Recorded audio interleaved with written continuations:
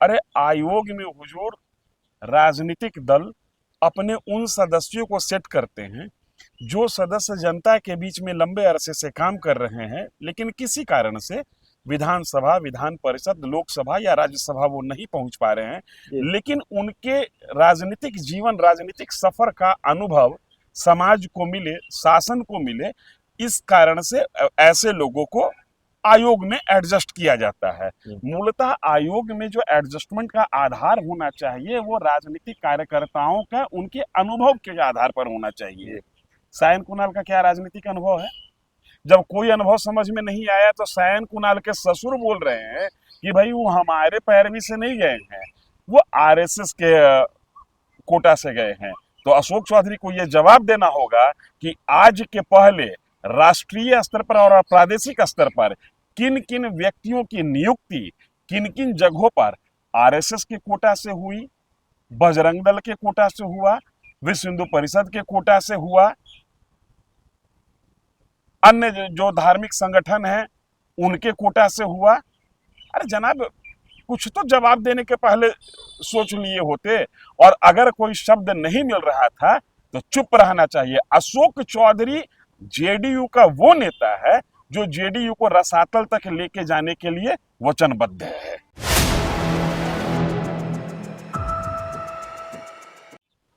नमस्कार, आप देख रहे हैं 4 PM और मैं हूं अभिषेक मिश्रा। बिहार विधानसभा चुनाव से ठीक पहले, यानी विधानसभा चुनाव के तय मुहूर्त से 3-4 महीने पहले बिहार में आयोगों का गठन हुआ है। लेकिन इस गठन पर इतना बवाल है, इसका अंदाजा भारतीय जनता पार्टी और जनता दल यूनाइटेड को नहीं रहा होगा। आयोगों को लेकर जो फैसले लिए गए हैं उस पर मेहरारू आयोग और इस तरह के आयोग भी बना दिया जाए। जिस तरीके से, और खासकर बिहार सरकार के एक बड़े अधिकारी की पत्नी को महिला आयोग का सदस्य बना दिया गया, चिराग पासवान के रिश्तेदार को या उनके जीजाजी को अनुसूचित जाति जनजाति आयोग का अध्यक्ष बना दिया गया, जीतन राम मांझी जो केंद्रीय मंत्री हैं उनके दामाद को उपाध्यक्ष बनाया गया एक आयोग में। और उसके बाद अभी ये पूरा मामला, ये पूरा बवाल शांत भी नहीं हुआ था कि एक खबर और आ जाती है कि जो बिहार सरकार के मंत्री हैं, नीतीश कुमार के करीबी नेता हैं, जेडीयू के कद्दावर नेता हैं अशोक चौधरी, उनके दामाद सायन कुणाल को धार्मिक न्यास बोर्ड का सदस्य बनाया जाता है। और फिर बवाल और बढ़ता है। और इसको लेकर जब अशोक चौधरी से सवाल पूछा जाता है तो वो कहते हैं सायन कुणाल आरएसएस कोटे से बनाए गए हैं सदस्य, और उनका जो मनोनयन हुआ है वो आरएसएस कोटे से हुआ है। अब आरएसएस कोटे पर बड़ा बवाल है। हमारे साथ बिहार के वरिष्ठ पत्रकार धीरेन्द्र सर हैं।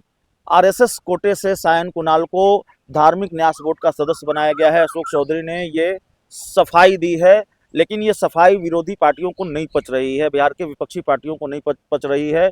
इसको लेकर सोशल मीडिया से लेकर और राजनीतिक गलियारों में भी बहुत भूचाल है, बहुत बवाल है। मुझे तो अशोक चौधरी की राजनीतिक समझ पर आज हंसी आ रही है। ये आरएसएस कोटा कब से सरकार इंटरटेन करने लगी?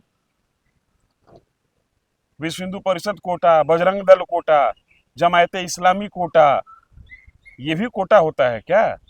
अरे आयोग में हुजूर राजनीतिक दल अपने उन सदस्यों को सेट करते हैं जो सदस्य जनता के बीच में लंबे अरसे से काम कर रहे हैं, लेकिन किसी कारण से विधानसभा, विधान परिषद, लोकसभा या राज्यसभा वो नहीं पहुंच पा रहे हैं।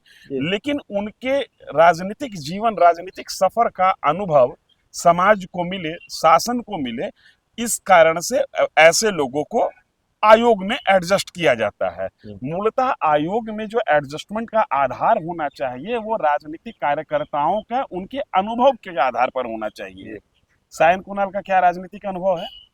जब कोई अनुभव समझ में नहीं आया तो सायन कुणाल के ससुर बोल रहे हैं कि भाई वो हमारे पैरवी से नहीं गए हैं, वो आरएसएस के कोटा से गए हैं। तो अशोक चौधरी को यह जवाब देना होगा कि आज के पहले राष्ट्रीय स्तर पर और प्रादेशिक स्तर पर किन किन व्यक्तियों की नियुक्ति किन किन जगहों पर आरएसएस के कोटा से हुई, बजरंग दल के कोटा से हुआ, विश्व हिंदू परिषद के कोटा से हुआ,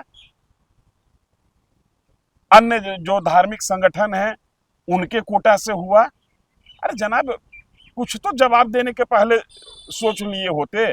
और अगर कोई शब्द नहीं मिल रहा था तो चुप रहना चाहिए। अशोक चौधरी जेडीयू का वो नेता है जो जेडीयू को रसातल तक लेके जाने के लिए वचनबद्ध है। एक चीज और मैं बता रहा जी। हूं, आपके पूरे इंट्रो में वो चीज आया था, एक अधिकारी की पत्नी का हो जी। गया है। मेरा अगला सवाल भी वही था। ये मरमरी है पॉलिटिकल एरिया में कि भाई एक अधिकारी की पत्नी का कैसे हो गया। संवैधानिक रूप पर, कानूनी रूप से किसी का हो सकता है, इस पर कोई कानूनी अड़चन नहीं है, वैधानिक अड़चन नहीं है, लेकिन व्यवहारिक अड़चन है। जी। जिस सरकार को ये जवाब देना चाहिए कि जिन जिन व्यक्तियों को वो जिन जिन आयोग में रिक्रूट कर रहे हैं, जिन जिन आयोग में उनको बतौर मेंबर नामित किया जा रहा है, उस आयोग के संदर्भ में उनका अनुभव क्या है। कोई पॉलिटिकल साइंस से डिलीट किए हुए है, पीएचडी किए हुए है, 60 साल उम्र हो गया है, इस आधार पर उनको महिला आयोग का मेंबर बना दीजिएगा। ये तो माने ये कहते हैं ना कि पानी हद से ज्यादा ऊपर बह रहा है भाई। अब सेक्रेटरी महोदय के पत्नी महिला आयोग की मेंबर बन रही है। एक नौजवान लड़का जो पिता की राजनीति, पिता की धार्मिक और आर्थिक विरासत का मालिक है, उसको कहा जा रहा है कि वो आरएसएस के कोटा से बन रहा है। इसका मतलब ये है कि ये तमाम पॉलिटिकल पार्टियां अपने कार्यकर्ताओं के साथ धोखाधड़ी कर रही है। मैं शब्द का इस्तेमाल कर रहा हूं बड़ी जिम्मेदारी के साथ। अगर गैर राजनीतिक व्यक्तियों की नियुक्ति किसी भी आयोग के सदस्य के तौर पर होता है तो जो भी पॉलिटिकल पार्टी के संबंधित वो व्यक्ति है, उस पॉलिटिकल पार्टी के कार्यकर्ताओं के साथ ये धोखाधड़ी है। सवाल है ये राजनीतिक ब्लैकमेलिंग। सवाल है कि क्या इस पूरे मामले पर सरकार आपको बैकफुट पर दिख रही है? जो सत्ता पक्ष, सत्ताधारी दल हैं, वो उन दलों के नेता बैकफुट पर दिख रहे हैं। जवाब गले से उतर रहा है, नहीं उतर रहा है, जो सफाई दी जा रही है। बैकफुट पर आने का मसला नहीं है ना, क्योंकि राजनीति बेशर्मी की सीमा पार कर चुकी है। बैकफुट पर क्यों आएंगे? अब तो एक सत्र, मानसून सत्र बच रहा होगा, उसके बाद सीधे चुनाव में जाना है। जवाब तो बैकफुट पर आने का तब रहता जब सदन की आयु बच रही होती और उस समय सदन के अंदर परेशानी होता, हंगामा झेलने के आसार ज्यादा होते। ये तमाम चीजें तो हैं। अब इनको सीधे जनता की अदालत में जाना है। देखना दिलचस्प ये होगा कि जो बिहार की विपक्षी पार्टियां हैं जो लगभग निष्क्रिय हैं, वो भी परिवार आयोग से निकल के आए हैं। जो विपक्षी दल के नेता हैं उनकी भी कोई पॉलिटिकल मेरिट नहीं है। लालू यादव के पुत्र होने के सिवाय उनके पास कोई विशेष गुण नहीं है।